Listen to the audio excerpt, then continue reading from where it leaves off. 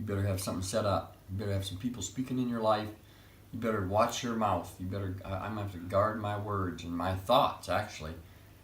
I've been thinking about that, like guarding what I think. I was telling Rebecca, I've been starting to tell myself that I can never touch it again. I'm not saying that as a commitment. I'll never touch drugs again. No, I'm not doing that. I'm trying to build a belief system within myself that I can't. So I'm not making commitments that I won't, but I'm building something that I can walk on that says, you can't, because it hurts like hell for a long damn time, and it's not worth it. And so then, and we were talking about this last night, about how terribly stupid as humans we are. It doesn't make any sense how we take 5 minutes of pleasure when we know there's 5 weeks of pain follow it. It's literally a loophole the damn devil's got a hold of that he has no, that we need to shut. And I think it comes down to our belief system, to understanding and firmly believing that what we do has consequences. Mm-hmm. God's not trying to punish your sin, but sin has its own set of consequences that come with it. I ain't talking about sin as in God says don't do it. I'm talking about sin as in it's bad for you. Smoking has consequences, man. Got nothing to do with God. People, it's way more basic than that. But if I firmly believed the consequences that came with smoking, I could quit. But my belief system doesn't support it. I know too many people that are 80 years old and smoked all their life, and they're healthier than the person that didn't smoke. So I have a glitch in my belief system. Now, in truth, I probably know more people that got cancer and throat cancer from smoking, but I don't remember it that way. My mind tells me that there's just as many healthy people that smoked at 80 as there are unhealthy people that smoked at 80. Why do I think like that? Because I'm trying to create a belief system that will support what I am doing. Because it's just a natural way. It's like the way we were raised. The Amish would read the Bible, and everything they read was finding ways to support their belief system. Instead of having a belief system you can walk on, that's not a belief system you can walk on. When you support your own belief system, that's a sure damn fire way to drown. Because that belief system don't hold water. You might think it does, but there's going to come a time where it won't hold it. I promise you. And I don't care if it's not until Judgment Day, but there'll be a time when your belief system don't hold water. And I'd like to build a belief system that I can walk on. Are we eating anything? Straight out, walk out on it, know it's going to carry me, not because somebody told me to, no reason, just do it because it's exactly what I need to be doing.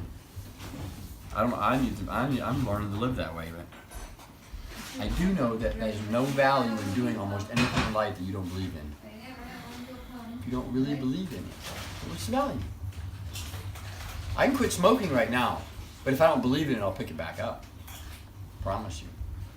I've proven that I can quit heroin, but I pick it back up because I have somehow not established a belief system that it will cause my life to fail. And see, that's exactly why the Bible and the kingdom of God is so backwards too, because it's exactly the opposite of the normal. You don't have faith because God gave you something. God gave you something because you had faith. That's so weird, but that's how it happens. You didn't get that business or get that loan that you didn't deserve because you had made tons of payments on all these other loans. No, you did it because it was unmerited favor and because of your attitude and the belief system that you had when you went in front of that banker. You convinced them that you were going to do this. You had faith in yourself. You had faith in the business that you were going into. You had faith in the process, and you portrayed the fact, and you got somewhere with it. But that's believing. A belief system is that powerful that we walk on a belief system. I know this is a fact. I just don't know how to live it yet. But I do know for a fact that you can literally walk on your own belief system. A belief system is enough to literally carry you. It's like ice across the ocean. It will carry you. I guarantee you. I don't know how. I don't understand it. But I know that whatever you believe is good. I even think that if I firmly believed that detox wasn't painful, that it wouldn't be. I think there's truth to that. Everything that we give, something about our minds, like all the soldiers in Vietnam, they were like 20% at least hooked on heroin when they got back, and they didn't go to through withdrawals. Some of them dudes been for a year and a half straight on heroin every day. Boy, I don't know what it was, diamorphine or whatever they were on. It's pure heroin. That's what it was.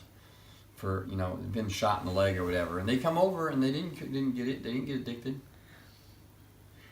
There was some crazy addicts that came out of those wars, but for the most part, just because you went to war and got shot in the ass and was on pain meds didn't make you a junkie. And I find myself in my history, most of the time, I've done things because it was convenient. I've done things because I heard it was a good idea.